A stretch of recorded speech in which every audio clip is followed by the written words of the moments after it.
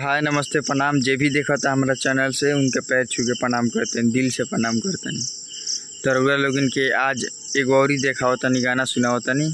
अगर जो अच्छा लगी तो कमेंट में बताएं जा। चलिए शुरू करता नहीं। हर कदम पर कोई का दिल है, कहाँ जाए कोई।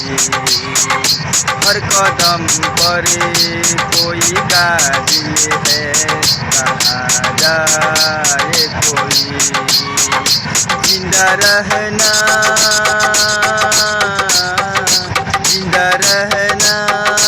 बड़ा मुश्किल है, कहाँ जाए कोई।